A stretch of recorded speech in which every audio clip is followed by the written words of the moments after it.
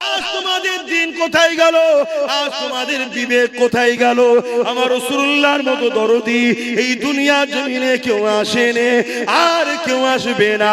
আজ দুনিয়ায় যে নেতা নেত্রীর জন্য তুমি এত মারপিট করলে, এত কিছু করলে, যে জমি জায়গার জন্য এত কিছু করলে, এখনো তোমার দুনিয়া তো কাজে লাগবে না, আখিরাত তো কোনো কাজে লাগবে না। মনে রেখে দিও, কিয়ামতের দিনে কেউ তোমার পাশে দাঁড়াবে না। তোমার বাপ তোমার হবে না, তোমার মা তোমার হবে না, তোমার দাদা দাদি তোমার হবে না। অথচ যে রাসূলুল্লাহ তোমার আমার জন্য এই দিনের জন্য এত কষ্ট করলো, সেই রাসূলুল্লাহকে ভুলে গেলে কিয়ামতের দিনে একমাত্র যিনি উম্মতের পক্ষে দাঁড়াবে তিনি হলেন মুহাম্মাদুর রাসূলুল্লাহ। আরো জোরে বলুন সুবহান।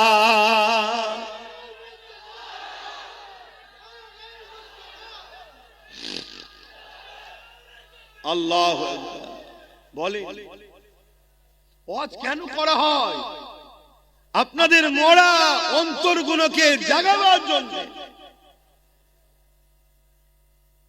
আপনি যদি মনে করেন আল্লাহ ছাড়া, রাসূল ছাড়া আপনাদেরকে অন্য কেউ বাঁচাতে পারবে, তাহলে আব্বাস সিদ্দিকীর ওয়াজ ভুল হচ্ছে। একটু ঘুরে নেন, যখন সালাম পড়ানো হবে এসে বসে খাওয়া দাওয়া করে চলে যাবে। কেন? রেজেকের মালিক আমি নয়, রেজেকের মালিক আল্লাহ। আল্লাহ বিরোধীর সঙ্গে থেকে আল্লাহ দেওয়া রেজেকটা খেয়ে ঘরে চলে যাবে। আর যদি মনে হয় যে আমাদের আল্লাহ রাসূল ছাড়া কেউ নেই, তাহলে তুমি সব জায়গায় পা ফেলার আগে একবার দেখে নাও আমি আল্লাহ রাসূলের দুশমনের সাথ দিচ্ছি না তো। আমার দিনের বেলায় একে পাওয়া যাবে তো, আমার কোরআনের বেলায় একে পাওয়া যাবে তো। সে মানে চাই না মানে তার ব্যাপার, কমসে কম আমার কোরআনের উপরে আঘাত যখন দেবে সেই বাড়ির কর্তা হয়ে যেন বলে, এই তুই ছেলের মধ্যে তুই মানিস না তোর জায়গায়, কিন্তু এ মানে একে আঘাত দিলি কেন, তুই কৈফিয়ত দে। এই কর্তার পিছনে দাঁড়ানো দরকার আছে না? কিন্তু আজ আমরা কি করলাম? আজকে এত সাহস গুলো হচ্ছে কি করে? দেখছেন না, বলছে যদি আমি ভুল করে থাকি আইনে যান, কেসে যান। কেন? এ জালিম জানে যে মুসলমানরা আইনে গেল, আইনের জায়গা তো এরা অধিকার পাবে না, কারণ আইনের রক্ষক যারা, আইন যারা চালনা করছে তারা আমাদেরই লোক বসে আছে। তাই তো বলছি। কিন্তু এই ভুলটা আমরা করেছি হাকি না। আমরা আমাদের বাচ্চার পাতকে কেটে নিয়ে ইসলামের দুশমনদের পেটকে ভরিয়েছি হাকি না। নিজের পাপকে বুঝতে শেখেন, নিজের ভুলকে বুঝতে শেখেন। আল্লাহ দোহাই দিয়ে বলছি, আমার তো ভয় হচ্ছে এই জালিমদের হাতে মার খাবার আগে আল্লাহ আমাদেরকে মেরে দেবে। স্বাভাবিক। পাকিস্তানের বিরুদ্ধে আমার বর্ডারে কাশ্মীরে লোক লাগানো আছে, 11 লক্ষ কম বেশি সেনা দাঁড় করানো আছে। এরপরেও যদি পাকিস্তান হু করে আমার দেশ দখল করে, ওই 11 লক্ষকে তো মাইনে দিয়ে কোনো লাভ নেই, ওই 11 লক্ষ করে রেখে তো কোনো লাভ নেই। ঠিক না বেটি? ঠিক আমার আল্লাহ পাক তো আমাকে খাওয়াচ্ছে, আমাকে বাঁচিয়ে রেখেছে, উম্মতে মুহাম্মাদি করে নসিব বড় করেছে। খেয়াল করে দেখুন, আল্লাহ কোন গুমুত খাওয়া দলে পাঠাই নাই, আল্লাহ তোমাকে পাঠিয়েছে আমিনার লালের উম্মত করে। জোরে বলুন সুবহানাল্লাহ।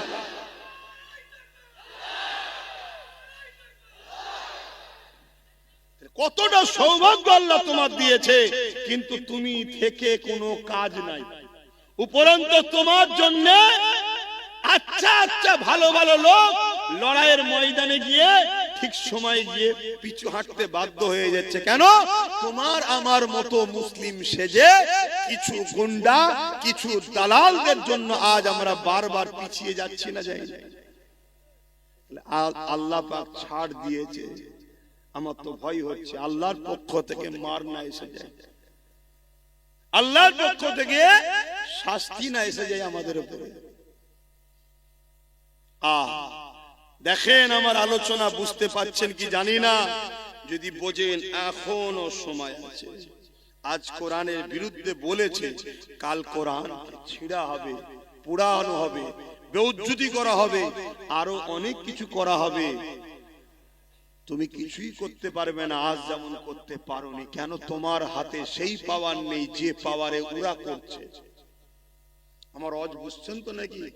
হ্যাঁ, লোক বলবে এই হুজুরটা ওটা ছাড়া কিছু বোঝে না। আমি সত্যিই বলছি ওটা ছাড়া কিছু বুঝিনি। কেন? ওটা ছাড়া আজকের দিনে আমাদের এক কদম আগানো আজ যাবেও না। পেটের জন্য যদি ওয়াজ করতে আসতাম তাহলে এসব কথা বলে দুশ্মন তৈরি করার কি দরকার ছিল? যে বাবারা বাবারা বাবারা করে চলে যেতাম। দে চ হয়ে গেল কাজ শেষ। এ তো যা হচ্ছে প্রতিটা মোড়ে মোড়ে দুশ্মন তৈরি হচ্ছে।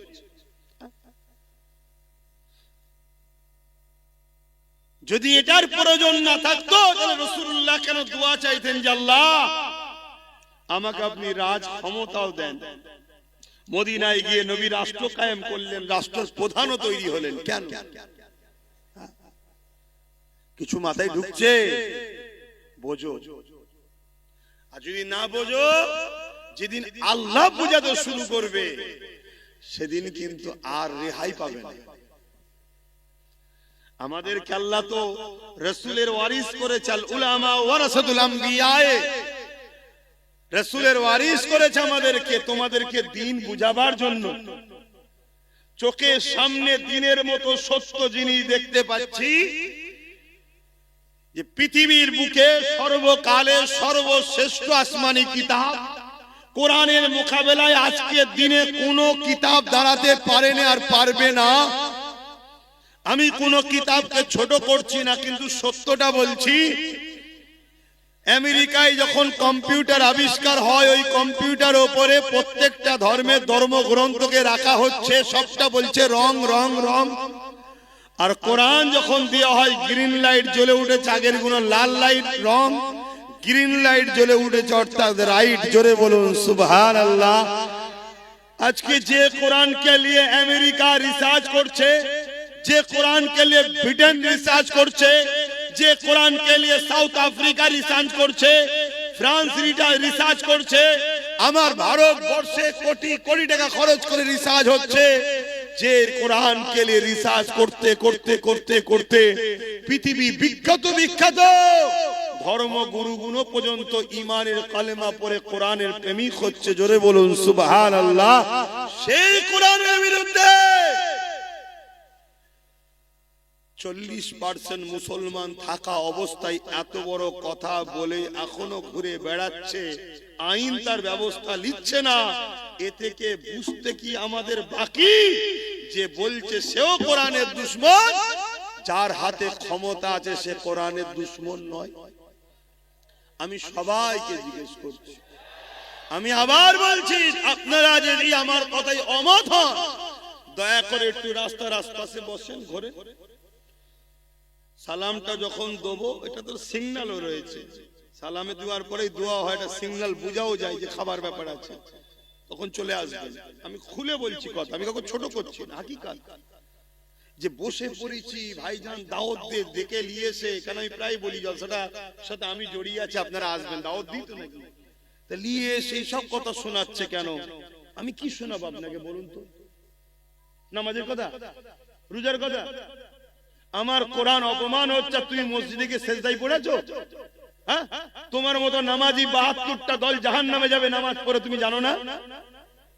আজকে কত নামাজি দল আছে, কত রোজাদারের দল আছে, হ্যাঁ, তাদের মুখে কোনো কথাও নেই, এত বড় কথা হয়ে গেল, এখনো কোনো প্রতিবাদ নেই। এ থেকে তো বুঝে নিতে হবে যে রাসূলুল্লাহ বলেছে আমার উম্মতের মধ্যে 73 দলে বিভক্ত হবে, 72টা দল জাহান্নামে যাবে, একটা জান্নাতে থাকবে।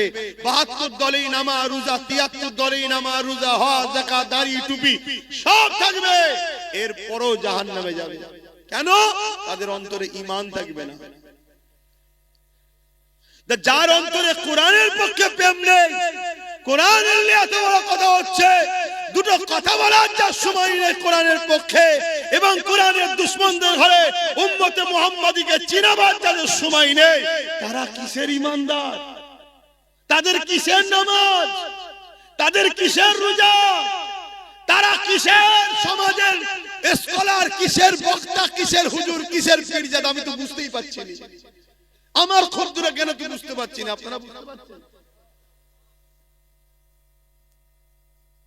আমি তো শুনেছি নাকি অনেক বড় বড় সব ইমাম অ্যাসোসিয়েশন, অমুক অ্যাসোসিয়েশন, অমুক কমিটি, তমুক কমিটির সঙ্গে ডাইরেক্ট নাকি রাজ্য সরকারের সব যোগাযোগ আছে, মাঝে মাঝে সব বসে আর করে।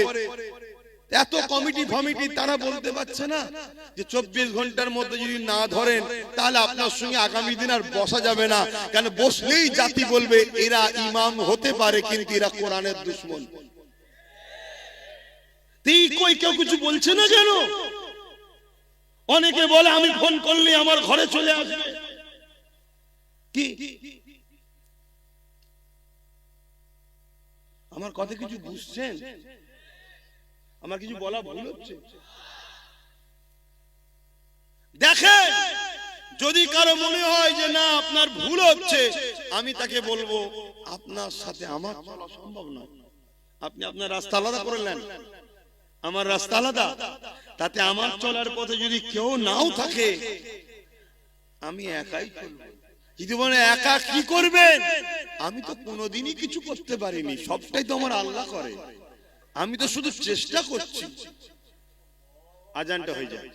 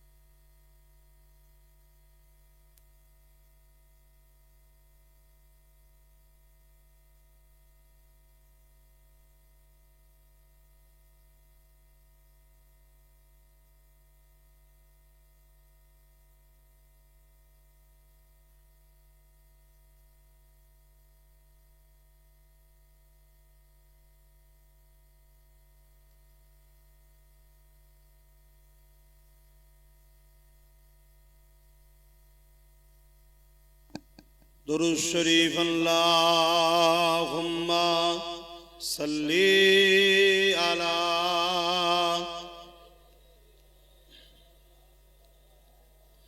वाला आली।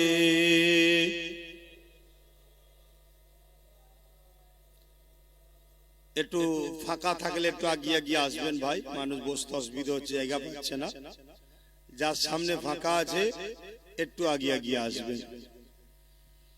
যাদের হৃদয়ে আছে আল্লাহর ভয়,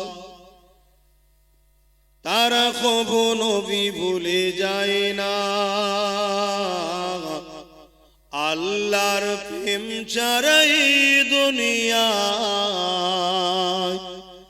কারো কাছে কোনো কিছু চাই না, যাদের হৃদয়ে আছে আল্লাহর ভয়, তারা কখনো ভুলে যায় না। আল্লাহর প্রেম ছাড়া এই দুনিয়া কারো কাছে কোনো কিছু চাই না। রাতের আধারে যারা সিজদাতে রয়, দু চোখের স্রোতে নদী যেন বয়। রাতের আধারে যারা সিজদাতে রয়, দু চোখের স্রোতে নদী যেন বয়। ছলনার খাঁচানি যত আসুক, ছলনার খাঁচানি যত আসুক, পিছনে ফিরো তাকায় না। যাদের হৃদয়ে আছে আল্লাহর ভয়, তারা কখনো ভুলে যায় না। আল্লাহর প্রেম ছাড়া এই দুনিয়া কারো কাছে কোনো কিছু চাই না। দিন কায়েমের পথে যারা অবিচল, তারা হলো আল্লাহর প্রিয়জন। দিন কায়েমের পথে যারা অবিচল, তারা হলো আল্লাহর প্রিয়জন। বাতিলের কাছে যারা হার মানে না, বাতিলের কাছে যারা হার মানে না, সংগ্রাম করে যায় অমরণ। যাদের হৃদয়ে আছে আল্লাহর ভয়, তারা কখনো ভুলে যায় না। আল্লাহ প্রেম ছাড়া এই দুনিয়া কারো কাছে কোনো কিছু চাই না।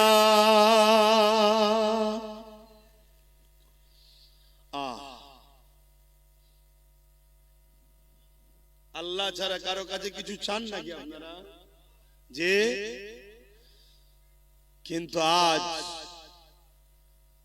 মুসলমানের সংখ্যা অনেক হয়ে যাওয়ার পরও আমরা আজকে লাঞ্ছিত অপমানিত হচ্ছি। এর কারণ হচ্ছে আমাদের মধ্যে মুনাফিক গাদ্দার ঢুকে গেছে, যারা আমাদেরকে সংগঠিত এক হতে দেয় না। দ্বিতীয় নম্বর, আমাদেরকে আগালে ভেতরে ঢুকে হয় গুলিয়ে দেয়, নচেত মনোবলকে ভাঙিয়ে দেয়। দেখো, আমার ডিউটি আপনাদেরকে বোঝানো। আমি জানি আমি কোরআনের পক্ষে থাকার জন্য কেন্দ্র সরকার ও রাজ্য সরকার উভয় আমার দুশমন হয়েছে। যেমন গত 2-3 দিন আগে কেউ কোরআনের বিরুদ্ধে বলল, তার অনেক আগে রাজ্য সরকারও কোরআনের বিরুদ্ধে বলেছে। বলেছে না বলেন? বলেছে কোরআন শেষ হয়ে যাবে আমার উন্নতি। এটা কি বিরোধী নয়? এটাকে কোরআনকে অপমান করা নয়? এটাকে কোরআনের বিরুদ্ধে কথা নয়? আপনি কোরআন মানেন না, এটা আপনার বিষয়। আমরা জোরও করি না যে আপনি কোরআনকে মানুন, কিন্তু আমি মানি। আপনার যেমন কোন একটা ধর্ম আছে পছন্দ, ওটা আপনার পছন্দ, আমি মানি না। কিন্তু আমি আপনার ভালোবাসাতে আঘাত দিতে পারি না, আর এই শিক্ষাটা আমার কোরআন আমায় দিয়েছে। জোরে বলুন সুবহানাল্লাহ। আপনার ধর্মগ্রন্থ আপনাকে কি শিখিয়েছে আমি জানি না। কেন কোন ব্যক্তি ভুল করলে ধর্মগ্রন্থকেও টানার আমার ধর্ম আমাকে শিক্ষা দেয় না। এজন্যই তো কোরআন শ্রেষ্ঠ। আরে প্রতিটা ধর্মগ্রন্থ সংযোজন সংশোধন সময়ের সাথে সাথে চেঞ্জ হয়েছে, কিন্তু কালামুল্লাহ কোরআন ১৫০০ বছর ধরে চেঞ্জ তো দূরের কথা, জের জবর পেশ নুকতাকেও কেউ সরাবার ক্ষমতা রাখে না। জোরে বলুন সুবহানাল্লাহ। কেন? এটা কোনো মানুষের নয়, এটা কোনো মানুষের মত নয়, মানুষের কিতাব লেখা নয়। এটা হলো একমাত্র স্রষ্টা রব্বুল আলামিনের পক্ষ থেকে এসেছে মানুষ জাতির জন্য গাইড বুক। আমরা চলবো কিভাবে মানুষ জাতি, সেই গাইড বুক আমাদের স্রষ্টা বানিয়েছে। মানুষ কখনো মানুষকে গাইড দিতে পারে না। এই মাইক্রোফোন যে তৈরি করেছে সে সব থেকে বেশি জানে। এই বক্স, এই মেশিন, এই ঘড়ি, এই মোবাইল, যে কোম্পানি, যে ইঞ্জিনিয়ার তৈরি করেছে সে সব থেকে বেশি ভালো জানে। তাই প্রতিটা জিনিসের সঙ্গে একটা নোটবুক দেয়, কোনটা এর জন্য স্যুট করবে, কোনটা স্যুট করবে না। মানুষকে যিনি সৃষ্টি করেছে তিনিও আমাদের জন্য গাইড বুক পাঠিয়েছেন, সেটা হলো কোরআন শরীফ। জোরে বলুন সুবহানাল্লাহ। এর আগে আরো 103টে পেটিয়েছে, কিন্তু সেইগুলো মানুষ সময়ের সাথে সাথে তার মধ্যে ভুল পদক্ষেপের জন্য বা মহান স্রষ্টা সেগুলোকে রদ করে দিয়েছে, বাতিল করে দিয়েছে। কেন? ডাক্তারই পারে একটা রোগীর প্রেসক্রিপশনের মেডিসিনকে চেঞ্জ করতে, ঠিক তো নাকি? যখন কোন কোম্পানি একটা মোবাইল বার করেছিল প্রথম, তার মধ্যে ক্যামেরা ছিল না, শুধু চিপ দিয়া যেত, তাই তো নাকি? তারপরে আবার কোম্পানি বার করলো চিপও থাকবে, ক্যামেরাও থাকবে। তারপরে কোম্পানি আরো একটু বার করলেন, সেখানে আবার কি জিবি সিস্টেম দিলেন, চিপ ছাড়াও চলবে। কিন্তু আগের গুণও আছে, যত আসমানি কিতাব আছে সব গুণ কোরআনে আছে। কোরআন কিন্তু একদম লেটেস্ট। জোরে বলুন সুবহানাল্লাহ। এরপরে আর কোন আসমানি কিতাব আসবে না। এই কিতাব এসেছে হুদাল লিন্নাস, মানুষের জন্য। মানুষের জন্য এই কিতাব এসেছে। সে যে ধর্মেই জন্ম হোক না কেন, প্রত্যেকটা মানুষকে কল্যাণ, সঠিক রাস্তা, নিরাপত্তা, প্রেম, ভ্রাতৃত্ব, ভালোবাসা, সন্ত্রাস মুক্ত পৃথিবী, দুর্নীতি মুক্ত পৃথিবী, নেশা মুক্ত পৃথিবী, রেপ মুক্ত পৃথিবী, খুন মুক্ত পৃথিবী একমাত্র কোরআন দিতে পারে। জোরে বলুন সুবহানাল্লাহ। আমেরিকা তো এত কিছু করেছে, রেপকে বন্ধ করতে পেরেছে, ডিভোর্স বন্ধ করতে পেরেছে, কিন্তু কোরআন যে মদিনা 100% মেনে চলে, সেই মদিনা শরীফকে দেখো 1450 বছর 1500 বছর ধরে ওই মদিনায় কখনো রেপ তো দূরের কথা, একটা নারীকে ইফটিজিংও করা হয় না। জোরে বলুন সুবহানাল্লাহ। যুবকেরা, তরুণেরা, এ নবী পাকে প্রেমিকেরা, কোরআনকে মুহাব্বত করে ভালোবাসো, কোরআনের পক্ষে আওয়াজ তোলো।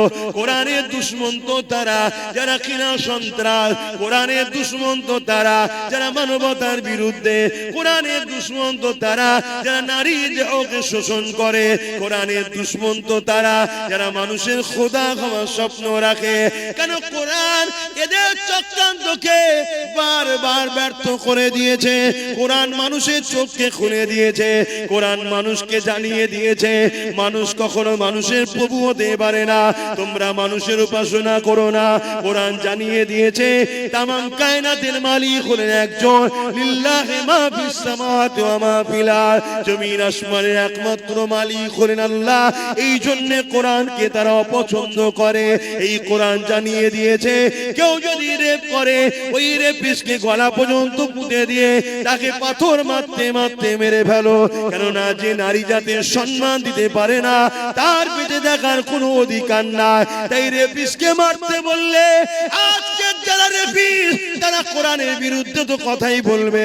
কেন? কোরআন যদি থাকে রেপিস্টদের উপরে আইন চালু হয়ে যাবে, রেপিস্টদের বিরুদ্ধে কথা হবে।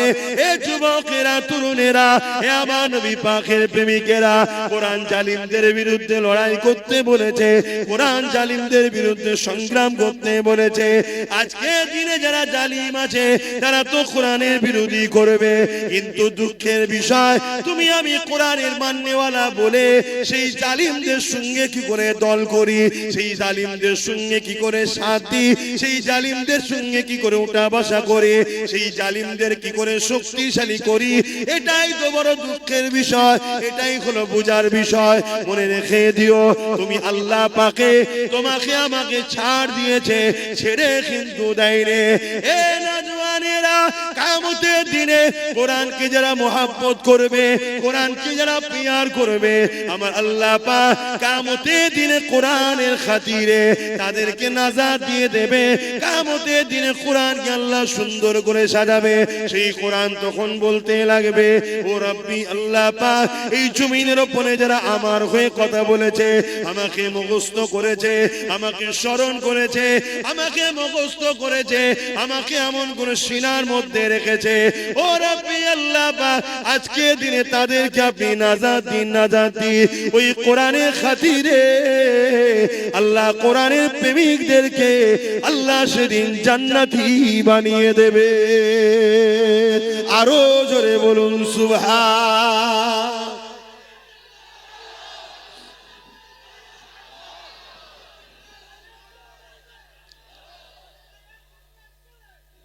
ভাইরা আমার, অনেকে বলতে পারে যে আপনি কি করছেন? আমি তো কমসে কম প্রতিটা জায়গায় ওয়াকাফ নিয়ে, কোরআন নিয়ে প্রত্যেকটা জায়গায় কন্টিনিউ রোজই আলোচনা করছি। যে আমার অদে যায় তারা শোনে না, শোনে না। আমার যতটুকু ক্ষমতা আছে আমি মানুষকে জাগাচ্ছি। এই মানুষ জাগাতে ভাঙড়ের মানুষ একটা মাত্র আমার ভাই তার সাথ দিয়েছিল। তার দ্বারা সর্বপ্রথম বাংলায় কোরআনের দুশমনের বিরুদ্ধে কেস করিয়েছি এবং তার দ্বারা আরো অনেক ওপরে ওপরে চিঠিও পাঠিয়েছি। তার ক্ষমতা যত দূর আছে। কিন্তু আপনি যদি জানতে চান তাহলে আমার দিলের কথা শোনেন। যদি এই বাংলার মানুষ তোমরা আমার সাথ দিতে বা আগামীতেও যদি দাও, আল্লাহ যদি দয়া করে, কখনো যদি আল্লাহ ক্ষমতায় আনে, এমন আইন করব, কোরআন শুধু নয় কোন ধর্মগ্রন্থের উপরে যদি আঘাত দেয় তার 12 বছরের জেল হবে, কোনো জামিন যোগ্য হবে না, এমন আইন তৈরি করব। এটা হওয়া দরকার। আজকে বিভিন্ন রাজ্যে হচ্ছে, বিভিন্ন রাজ্যে হচ্ছে যেখানে 5% মুসলমান। কত পার্সেন্ট? 5। সেই 5% মুসলমানের রাজ্যের মুখ্যমন্ত্রী আজকে সে আইন করছে, কোন ধর্মের বিরুদ্ধে কথা বললে তার 7 বছরের জেল, এত ফাইন। আর আমরা 40% মুসলমানের বাংলা সবাই মিলে জার করে উঠে বসে আছি। একটা পর্যন্ত বিবৃতিও দিল না যে এরকম অন্যায় কথাকে উইড্রো করে লাও নাই, আইনের আওতায় আনতে বাধ্য হব, এটাও বলল না। তাহলে কতটা অহংকারী, এ কতটা কোরআন বিদ্বেষী। এই কোরআনের বিরুদ্ধে আবহাওয়া চলছে, এই অবস্থাতে সে কিন্তু তার ধর্মের দুর্গা আলিঙ্গন তৈরি করে নিল। অথচ আমাদের ট্যাক্সের টাকায়, আমাদেরই জনগণের দিয়া হসপিটাল হবার জায়গায় ভাবো, ভাবতে হবে। এ যুবক, তুমি যদি আজ না জাগো জান্নাত তো পাবে না, তোমার বাচ্চা কোনো ধর্মটাও পাবে না। আমার কথা যদি কারো সন্দেহ হয়, যে আমার সঙ্গে ডিবেটে বসতে চাই, আমি বসতে রাজি আছি। যে জান্নাত পাবে না আব্বাস সিদ্দিকী বলেছে, এই কথাতে আমি ডিবেটে বসতে রাজি আছি। আল্লাহ তোমাকে দুনিয়ায় কি জন্য পাঠিয়েছে? কি জন্য পাঠালো? কেন দুটো হাত দিল, কেন দুটো পা দিল? তুমি জানো না? হাত যে জন্য দিয়েছে ওই রাস্তায় যদি কাজ না করতে পারো, পা যে জন্য দিয়েছে ওই রাস্তায় যদি চলতে না পারো, জবান যে জন্য দিয়েছে ওই হক কথা যদি বলতে না পারো, কান যে জন্য দিয়েছে সেই জায়গায় যদি কানের কথা না শোনো, তাহলে আল্লাহ কোরআনে তার সম্বন্ধে কি বলেছে? উলাইকা কাল আনআম। মানুষের মধ্যে কিছু মানুষ আছে, হাত থাকতো তারা জুলুম করে, ইনসাফ করে না, পা থাকতো খারাপ রাস্তায় যায়, ভালো রাস্তায় যায় না, জবান থাকতো আমার বিরুদ্ধে কথা বলে, আমার পক্ষে বলে না, অর্থাৎ ইনসাফের পক্ষে। আল্লাহর পক্ষে বলতে ইনসাফ, মানবতা নাই, সত্যের পক্ষে। আরে বোঝো, দুটো দিক, একটা শয়তানের, একটা রহমানের। কথা বুঝে আসছে না? ফেরাউন শয়তানের দিকে ছিল, মুসা রহমানের দিকে ছিল, নমরুদ শয়তানের দিকে ছিল, ইব্রাহিম নবী রহমানের দিকে ছিল, এজিজ শয়তানের দিকে ছিল, হোসাইন রহমানের দিকে ছিল। এইভাবে যুগে যুগে চলে আসছে। আমার গরিবে নওয়াজ রহমানের দিকে ছিল, জালিম শাসক শয়তানের দিকে ছিল, হতবাগ আকবর শয়তানের দিকে ছিল, মুজাদ্দিদ আল বেসানি রহমানের দিকে ছিল, আমার মুজাদ্দিদ জামান রহমানের দিকে ছিল, জালিম ব্রিটিশরা শয়তান। আজকেও সেই সিলসিলা চলছে না চলে না? তুমি মনে করছো ইসলাম মানে শুধু দাড়ি টুপি নামাজ রোজা, এইটাই তো তোমার বড় ভুল হয়ে গেছে। আর এইটা তোমার ভুল নয়, তোমাকে এই জায়গায় নিয়ে যাওয়া হয়েছে। আর এই জায়গায় নিয়ে গেছে কারা? শয়তানেরই অর্থে পরিচালিত একদল মোল্লা মুলি সাহেবরা তোমাকে নিয়ে গেছে, যে মুসলমানকে শুধু মসজিদ চিনা, নামাজ দেখা, রোজা দেখা, দাড়ি দেখা, টুপি দেখা, ওকে মাথায় ঢুকিয়ে দিয়ে ধর্ম মানে এটা। চুরি হচ্ছে রুখতে হবে না, যাওয়ার দরকার নেই। খুন হচ্ছে যাওয়ার দরকার নেই। অন্যায় হচ্ছে যাওয়ার দরকার নেই। রেপ হচ্ছে বলার দরকার নেই। জুলুম হচ্ছে বলার দরকার নেই। আরে তুমি জানো না জুলুমকারী জুলুম করে জাহান্নামে যাবে, জুলুম দেখে যে চুপ থাকবে সেও জাহান্নামে যাবে। আমি এই কথার উপরে বাস করতে রাজি আছি। তোমাদের ঈমানকে মজবুত করার জন্য বলছি যে আব্বাস সিদ্দিকীর এরই ফজকে মতো হুজুর কি বলছে হয়তো মনে হতে পারে কারো, অত বড় বড় সব রয়েছে, হ্যান রয়েছে, তান রয়েছে। আমি এই কথাই বাস করতে রাজি আছি। ইসলাম যুগে যুগে অন্যায় সাম্রাজ্যকে মিটিয়ে দিয়ে সর্বধর্মের মানুষের মুখে হাসি ফুটিয়েছে, এর নাম হলো ইসলাম। ইসলাম কখনো কোন ধর্মের উপরে জোর করেনি, কোন ধর্মের বিরুদ্ধে লড়াই করেনি। ইসলাম যতবার লড়াই করেছে সন্ত্রাসদের বিরুদ্ধে, জালিমদের বিরুদ্ধে। আজকে দেখা যাচ্ছে অনেক মন্দিরের পিছনে হাজার হাজার লাশ পাওয়া যাচ্ছে না যায় না। এখন তার বিরুদ্ধে লড়াই করার ইজাজত ইসলাম দিয়েছে। কিন্তু যখনই লড়াই করতে যাবে কেউ যদি বলে ইসলাম হিন্দুদের বিরুদ্ধে, এটা হলো চরম একটা অন্যায়। ইসলাম হিন্দুদের বিরুদ্ধে নয়।